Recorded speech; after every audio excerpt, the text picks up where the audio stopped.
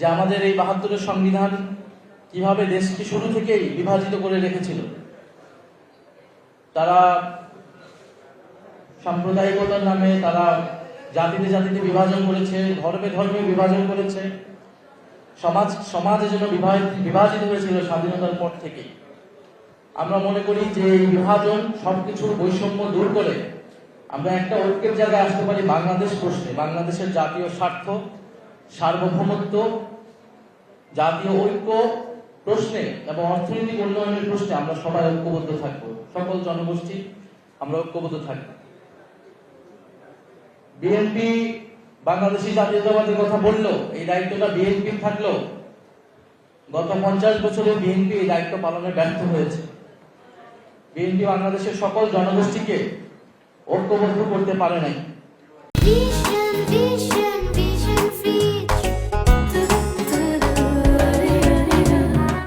যেটা তার প্রতিশ্রুতি ছিল, তার দর্শনের প্রতিশ্রুতি ছিল, জিয়াউর রহমানের প্রতিশ্রুতি ছিল, বিএনপির পরবর্তী নেতৃবৃন্দ সেটাকে অনুসরণ করে নাই বা সেটাকে বাস্তবায়ন করতে পারে নাই।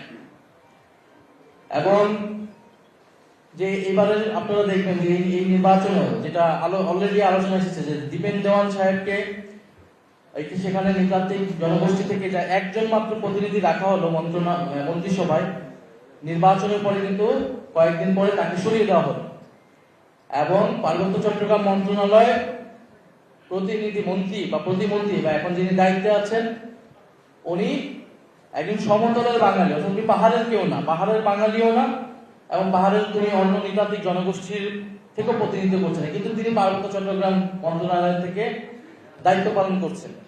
তার মানে বোঝা যায় যে এই সরকার পাহাড়ি জনগোষ্ঠী বাঙালি হোক, সেইখানকার বাঙালি হোক, অথবা চাকমা, মারমা, ত্রিপুরা জনগোষ্ঠী, অন্য সকল জনগোষ্ঠী হোক, কাউকে এই সরকার ধারণ করে না। এই 31 দফাতে কিন্তু দেখবেন রেইনবো নেশনের কথা বলা হয়েছিল, যেটা ব্যাখ্যা তারা দিয়েছিল যে একটা অন্তর্ভুক্তিমূলক সকল জাতিগোষ্ঠী। তো যেরকম জুলাই সনদ নিয়ে এই সরকার প্রতারণা করেছে জনগণের সাথে, নির্বাচনের আগে অনেক কিছু বলতে হয়, এই জন্য তারা বলেছে জুলাই সনদে সাইন করেছে।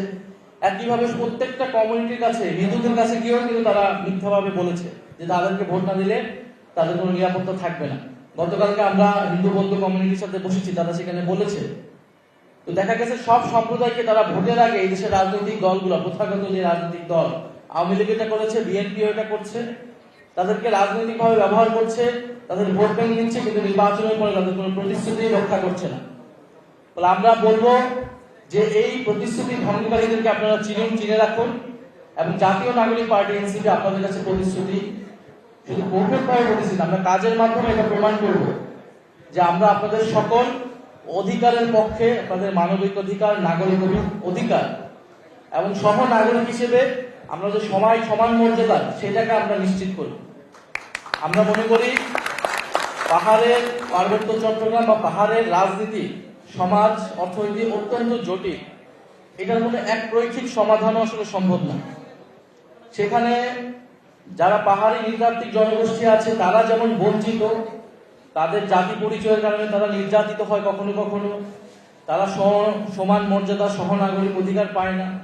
একইভাবে পাহাড়ের যারা বাঙালি রয়েছে তারাও নানান ধরনের বঞ্চনার শিকার। আবার তাদের মধ্যে আমরা বিভিন্ন সময় বিভিন্ন বিভাজন বা দ্বন্দ্বের কথা শুনি। তো বাংলাদেশকে যারা বিভাজিত করে রাখতে চায়, বাংলাদেশের নিজস্ব জনগণ, নানান জনগোষ্ঠীর মধ্যে যদি বিভাজন থাকে, এর ফায়দাটা নেয় কিন্তু অন্য দেশ। ফলে বহিঃশত্রু যারা অন্য শক্তি আছে এই দেশ, যারা বাংলাদেশকে ঐক্যবদ্ধ হতে দিতে চায় না, তাদের ফায়দা হয়। আমাদের কাজ হচ্ছে যে কোনো মূল্যে আমরা সবাই বাংলাদেশি, এই রাষ্ট্র যদি উন্নয়ন হয়, এদেশের যদি কর্মসংস্থান ভালো হয়, স্বাস্থ্য ব্যবস্থা, শিক্ষা ব্যবস্থা ভালো হয় এবং এটা যদি সমানভাবে বন্টন করা যায়, এটার সুবিধা কিন্তু সবাই পাবে।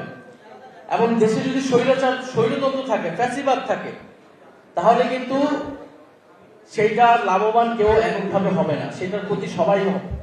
যখন ফ্যাসিস্টরা গুলি চালিয়েছিল, সে দেখে নাই সেটা বাঙালি না, পাহাড়ি না, মারমা না, চাকমা না, হিন্দু না, মুসলমান, সকলেই কিন্তু আহত হয়েছে।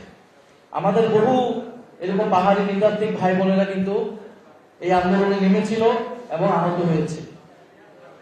ফলে এই আন্দোলনটাও, এই গণ অভ্যুত্থানটা আমরা মনে করি বাংলাদেশকে নতুন ভাবে ঐক্যবদ্ধ করেছে জুলাই। যে জুলাই এমন একটা জায়গা যেখানে আমরা সবাই ঐক্যবদ্ধ হতে পারি, গণতন্ত্রের প্রশ্নে, বৈষম্য বিরোধী একটা রাষ্ট্র বিনির্মাণের প্রশ্নে, অন্তর্ভুক্তিমূলক একটা বাংলাদেশ বিনির্মাণের প্রশ্নে। ফলে আমরা মনে করি পাহাড়ের প্রশ্নে আমরা সকলের সমান অধিকারের প্রশ্নে, নাগরিক অধিকারের প্রশ্নে একমত, আবার আমাদের সার্বভৌমত্বের প্রশ্নেও আমরা আকর্ষণ।